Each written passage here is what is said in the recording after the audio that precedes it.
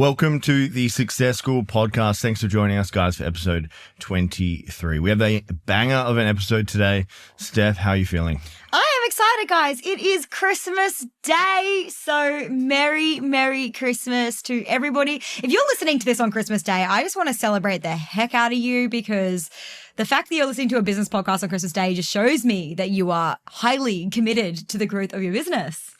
Yes, you guys are either savages or you will be savages at some point with that level of commitment, guys.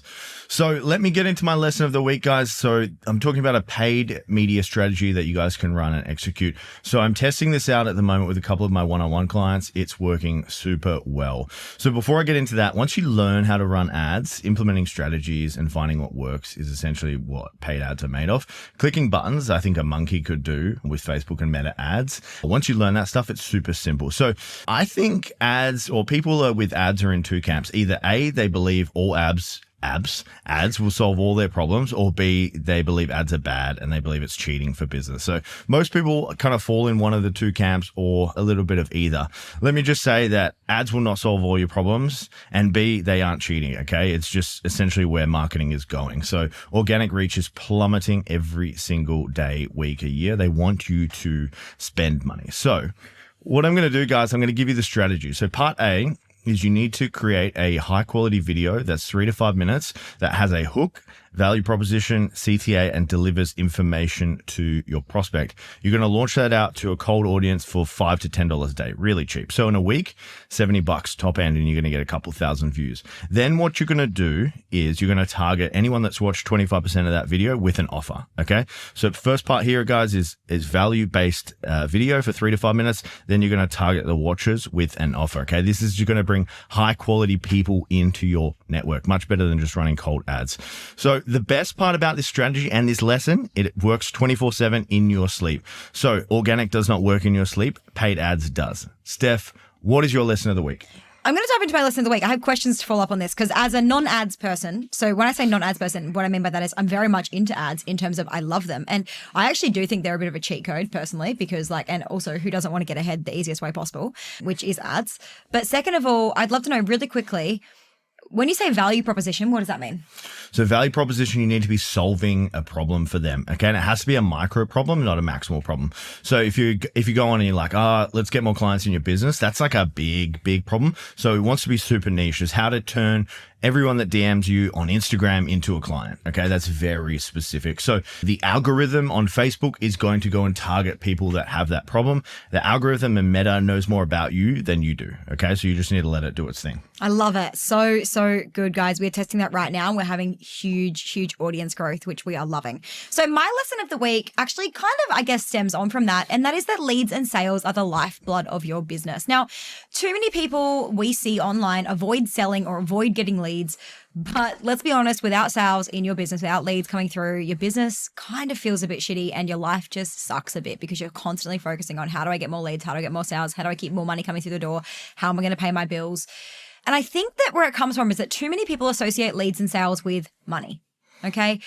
If you looked at getting leads and sales as impact, you'd be more driven to do it. So the money you make, we really believe in our business and in everyone's business, the money that you make, the money that's in your bank account is a direct relation to the value that you give. And so if you can focus on just giving more value, leads are going to flow. If you can focus on just giving more value and getting people to experience you and not getting in your own way for advertising your lead magnet, not getting in your own way from making offers, that's the only way that people are going to know about you. And without them knowing about you, you're not going to be able to get leads. You're not going to be able to make sales. So stop avoiding doing the leads and sales generating stuff. If you want to be in business, if you want to have success, if you want to be able to pay the bills and create financial freedom, this is the work you're going to have to do. Question. What are they doing instead of getting leads and making sales? I think that a lot of people are faffing around in their emails and just sitting on Instagram, kind of, replying to comments on their posts and things like that. They're sitting around in their emails. You're focusing on doing client work. You're perfecting some of the stuff you're putting out there. You might be spending hours on Canva before you put something on social media. You might be faffing about writing social media captions that take you an hour, or putting a reel together that takes 45 minutes. That stuff is such a waste of time. You'd be so much better off just going into 50 Facebook groups and advertising your lead magnet. That's going to get you way more traction, a lot more leads, a lot more eyeballs, and a lot more know, like, and trust than it is to be sitting on Instagram waiting for leads and sales to drop in. Guys, I want you to take a notepad right now and write, stop, avoid doing the hard shit. Okay. And that is what is going to drive you forward in business. In summary, I know that because Steph and I have both been there. Okay. We've done that stuff that she was just talking about. We've done that for years. Okay. And that's the periods where we had no growth. Stop avoiding getting leads and making sales. That's 100% what you need to be doing in your business. So what a year this has been, guys. Obviously, this episode is airing on Christmas Day, and we've been feeling a little bit reflective of our year and how much we've learned and grown, all of the lessons, all of the hardships, all of the wins, and ultimately, for us, actually some really huge quantum leaps. But we thought what might be really helpful and interesting for you guys is for us to share our biggest learnings from working with, meeting, and collaborating with people who are earning multiple $1 million per year. These are networks that we've been able to tap into. These are coaches and mentors that we've paid lots and lots and lots and lots and lots of money to. And these are conversations that we've been having behind closed doors with people who are way ahead of us, and our biggest takeaways that we want to share with you so that you can benefit too. So these are the 5 things that we have learned from multi-millionaires this year in 2023. And I'm going to kick off if you don't mind. Go for it. Amazing. So one of the things that I learned, so I have a fairly interesting relationship with money. And as if you've listened to this podcast for a while, my dad went bankrupt when I was younger. And so my methodology for money was save, and also spend like crazy because I'd never really had a lot of money. So I loved spending it. And one thing that I took notice of on all of the people who are way ahead of us was that they invest their money instead of spending it. So let me talk to you about what investment looks like. So I think that can be a little bit confusing for some people, thinking that, you need to buy stocks and shares and bonds and all these things you might not have comprehension of. I can tell you right now, some people are investing in those things, but all of them 110% are investing in mentors, coaches, and therapists. Okay, so the last one I'm really going to push on therapists. Like literally every single person that we know that is way ahead of us has a therapist or a counselor or a life coach, but they also all pay sometimes $500,000 plus to their mentors and their coaches. They all massively reinvest in themselves. So that's, I think, where the clear investment strategy is it's in themselves. It's in their own skills, it's in their own abilities, it's their own mindset to be able to push through anything. They all have multiple properties. So all of them are investing in real estate in some way, shape, or form. They keep minimal cash in the bank and instead focus on smart reinvestment. So things like super, things like property. And the reason they keep minimal cash in the bank is if you start to learn about money, you will start to understand that money that sits in your bank account is actually going backwards for you year on year. So keeping a big cash stack in the bank is actually just not a smart investment move. They do not buy $5,000 pairs of shoes or Chanel t-shirts or any of that. In fact, most of the people who are ahead of us that we hang out with, that we know, that we get coached by, wear t-shirts and jeans 90% of the time, even when presenting on stage. And so my takeaway for you here around investment is where you spend your money matters. Yes, you could buy that $2,500 handbag, or you could you could pay someone $2,500 for a month to teach you how to make $100,000 a month. If you spent $2,500 a month to get ads training, you would learn how to make money very, very quickly rather than that $2,500 handbag that's going to give you nothing back in return. Awesome. I love all those points. What would you say the number one thing is there, like that they're investing on to take them forward? All of them invest big money into mentors and coaches. And we're not just saying that because we're mentors and coaches. We also invest big money into mentors and coaches. Guys, it's the cheat code. And we've spoken about a few cheat codes here. Ads are the cheat code, but you need to learn how to use ads. So therefore you need to pay a mentor to teach you how to use ads so that you can use that cheat code. Everything that we have learned from somebody or through our own trial and error. The trial and error is the slowest way to do this. It is by far the most painful. It is where most people give up. You don't have to do it that way because the mentors that we've used have just helped us circumnavigate that stuff so we don't ever have to go through some of the hard stuff that we've been able to save time on trial and error. So I'll just top that off with a story. So I was in a Facebook group and there were some pretty high level entrepreneurs asking for a life coach or a business coach, and a guy kept getting recommended and his name was Steve Hardman or something like that. I ended up looking him up and I looked into his program and how it works, and he does one-on-one coaching. It's 6 months and it's $250,000 pay in full only. He's had over 250 clients. So if you do the math on that, 250K times 250 clients, that's a lot of money. That means his net worth is like $40 million. So for someone to invest $250,000, there has to be a massive ROI for that. So he's not working with your local mom and pop. Like, he's working with CEOs and entrepreneurs who have the cash to spend on that and they are willing to invest. There are so many little nuggets of wisdom in that story, from who to work with, who has money, what people are investing in, that I hope you guys step back and just really think about yourself and your own services, your offers, what you guys are doing, and who you're investing with. My lesson, which I've learned, is simplification is key. People always say that to me, and then you don't really realize it until you look at it in your own business. Okay. So we obviously turned Success School from the PMP Mastermind into Success School, and we upgraded it. I wouldn't recommend doing this, but what we did, we pretty much looked at all our processes and threw them in the bin. And then we started again because it was much easier to simplify and start again for us than to try to simplify the business. And what we did, we said, all right, so how are we going to get our clients a result? They want to get to a 7-figure business or multi-7 or 8 or whatever it is. How are we going to get them there? And then we built all of our systems and processes around that to support them on that goal. So every system and process we had, we attempted to streamline, okay, aka rebuild. We did take the old ones and then made them a little bit better. But what we found, there was probably about 80% of them that were needing to be updated or simplified, which if you really ask yourself in your business, do you have systems and processes or do they need to be updated? This is a key one. Okay. And I'm going to give you guys a little hack on how to simplify and do this. So the way you do this is you have the start and finish of each of the processes and you write them on a sticky note. So this is a sticky note thing. You can do it on a whiteboard, but you want the start and the finish, and then you sticky note the process. Then you want to look at the process. Let's say it's 5 steps or 5 sticky notes. And you want to say, can I make this any simpler? Can I make this any easier? What does this process look like at its maximal efficiency? And then you move forward from there. So my first big lesson I've got from every successful person is simplification is key. And the simplification of our own business has increased our profitability from like 30 to 40%, which was pretty good, to be honest. But it's now taken it to like 75% in profitability just by streamlining things, just by simplifying processes. And our clients are just as, and if not more, happy. We actually work less hours than ever before. So this simplification process, like I think that as humans, we naturally try to make things complicated so that we look more intelligent, which is crazy. And so I just want to add a little example here. If you're trying to increase revenue when you have no time, please do not add more services, okay? You do not have the time to manage those more services, even if those more services are things like a course. You think often, we see a lot of this where people think that I'll just add a course and then that way I'll be able to make money when I sleep. Like that's not necessarily true. It don't work like that. It doesn't work like that. You're going to have to market that course. You're going to have to create an ideal client for that. Take it as somebody from people who run courses every single day. I'm telling you, you have to show up for that for at least 10 hours a week to make that work, at least, if not more. So when you don't have enough time, but you need more revenue, it's not about adding more, it's about doing less. So how can you simplify what you already have to make it easier and or make more money from it? Okay. But I love that sticky note process, and we did that and it was so helpful for business.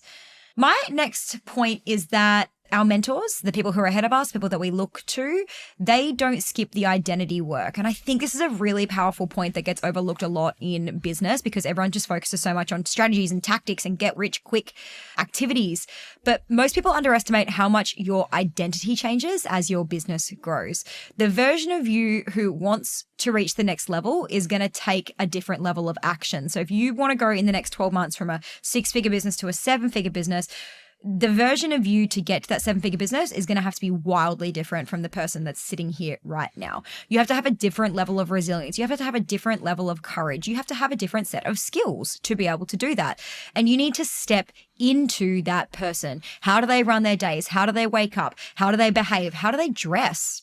One of our mentors said that he actually has an unlimited budget for identity work. And what he meant by that was like, I think it was to do with his wardrobe, actually. He was like, if you want to become the person, you have to dress like the person. You have to get up in the morning, you have to look in the mirror and you have to see that person. And so he was like saying that him and his wife have an unlimited budget for this sort of work. Now, obviously they're very wealthy, but this is the kind of things that these people are investing in, is like, you know, identity work from a very core level, from mentors, from coaches, from courses, like figuring out who you are and how you need to behave in this world, and then stepping into that next version of you before you hit the goal.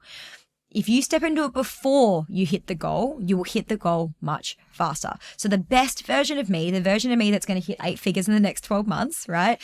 She needs to show up and she needs to take action every day, even when she doesn't feel like it. She needs to do the terrifying things like reaching out to people. She needs to do, you know, and take massive action. She needs to make offers probably every single day, right? So you have to step into that person before you hit the goal so that you can hit the goal faster. The biggest thing that is going to hold your growth back will be sitting in an old identity as you grow and having those same old belief systems like money is gross, money is dirty, any of those things that run around in your mind.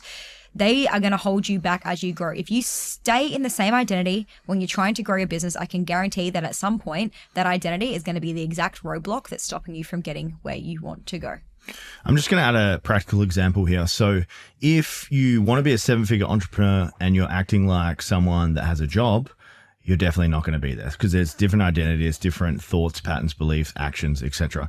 Another example here is that let's say you have this image that you need to present as to become a 7-figure entrepreneur, and that's tidy, that's sharp, that's in shape, that's punctual, that's on time, that's all these types of things, and you're not acting that. People are going to see through that, okay? So people have a really good BS meter, and I know a lot of people have these grand visions of being a 7-figure entrepreneur, but their actions and the way they look and the way they present is just not showing up as that. Therefore, you will never reach it because you'll never pass someone's BS meter because you don't even believe your own BS meter on that. You have to live so in integrity, and that is part of the identity work. Is like if you say you're going to do something, you have to do it.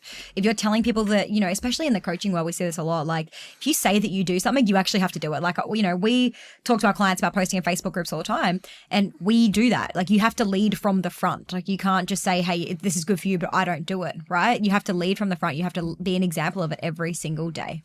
All right, my next one is they don't blame anyone and they never play the victim. Okay, business is hard. I get it. It's probably the hardest thing you'll ever do. It's the hardest sport. It's the hardest endeavor. Entrepreneurship is not for everyone. That's why only 8% of the population are entrepreneurs and only 1% of that 8% are successful because people can't hack it. Okay, you just need to know that going in. But you can't blame anyone else, okay? It's hard for a reason because the rewards are fucking incredible. Once you crack it, it's incredible. And I can tell you that. I don't even think I've cracked it, but I've cracked it more than other people. And it's honestly the best thing I've ever done and the best thing I've ever committed to. But on that journey, they would tell you and I would tell you, you can't blame anyone for where you're at. Your current level or situation or where you're at right now is a direct reflection of the choices that you have made, okay? Nobody else, no one else has put you in that situation. It is you that has put you in that situation. For you to play a victim on your current circumstances is the wrong move. You need to take ownership of it, okay? So we've had a bunch of mentors or people we look up to in the past, and I'll give you guys some example of this, but like Alex Hormozy and Tony Robbins have had their entire fortune stolen from them by business partners. What did they do the next day? They got on with it. They weren't sitting around crying, complaining, trying to take people to court, you know, dragging the whole process out. They got on with it because they realized that they need to take ownership for it. It was their mistake that they let them do it, okay? It's a clear differentiator there. There's no point getting on social media complaining or doing whatever you're going to do because you need to take ownership for this, okay? They don't take things personal because they know this is just business. And I've heard that so many times. We even had our mentor currently. He had his entire business, like the idea, the business plan, clients, everything stolen from him, from his wife's best friend's husband, and laughed it off. I couldn't believe it. I was on a Zoom call with this man and he fucking laughed it off. Can you believe that? Imagine if someone stole your business and you could get on a Zoom call a couple of months later and laugh it off. Were you pretty baffled when you heard that? Yeah, he it was the same week. Like it had happened on the Monday and our session was on like the Thursday. It had happened that week. And he was like, you know, it's just business. And the exact phrasing he said was, there's people who are doing better than me that have had to go through worse than me. And that really stuck with me when he said that, because I was like, you're so right. Like there are people who, like, if you look at Tony Robbins' stories, you know, like he was homeless, and, you know, there have been people like Dan Martell's another really good example, who came from like foster homes and was heavily abused. And, you know, there are people who have had some really hectic stuff happen. And even in business, like Hormozy, like Tony Robbins, having all their stuff stolen. And there's stuff that's going on for people that's necessarily, like, especially in business, that could be worse than what you've been experiencing, and they're not playing into it, okay? It's like that concept of it's eyes forward at all times. This is happening for you. There's a lesson or a blessing in every single thing. And last thing here, guys, there are people doing better than you that have had it 100 times worse than what you're going through right now. Don't be a victim and don't blame anyone else. Take ownership for your situation, and you're going to do far better as an entrepreneur and build the 7- and 8-figure business that you've always wanted to. Yeah. And I think, just really quickly on this one, I think that one way I really see this play out a lot, and I think that this will really resonate with our listeners, is like, guys, if you have clients who are constantly bending boundaries, that is your responsibility. As an example, right? Like, you set the boundary, you uphold the boundary. If the boundary gets crossed and you're not upholding it, that's why it's happening. So you have to take some radical responsibility. Radical responsibility is the answer to your freedom. And last but not least, our mentors, the people who are ahead of us, the people who we know, they don't get shiny object syndrome when something stops working. So if something worked and then stopped working. They find out a way to fix it. They don't change it. Okay. And there's a really cool saying that's like, do more before doing something new, because most revenue streams actually do have the ability to take off, but most people just don't stick to them long enough. Okay. They have a new business idea every 6 months and they start from ground zero over and over and they wonder why they can't make it. Guys, I'm telling you that getting something off the ground is so hard. The first 6 to 12 months of any business is the hardest part. And while of course it gets easier every time you rebirth something, you cannot skip the hard work, okay? No matter what anyone on Instagram is telling you, there is going to be a point in your business where it feels like it's not moving, and you have to get really good at diagnosing and fixing those problems, not just shutting it all down and starting again. If you really want to get ahead, you have to stay the course, even when it feels like it's not working. This is why we have coaches and mentors, because I said this to our clients a lot recently, is like, a mentor is most valuable to you when shit hits the fan.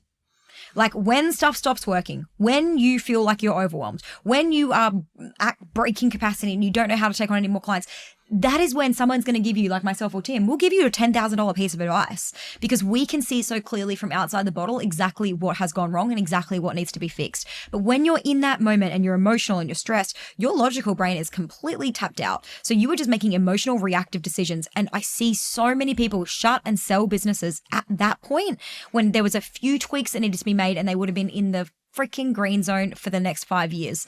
So don't get shiny object syndrome when something stops working. If it stopped working, fix it. Don't change it.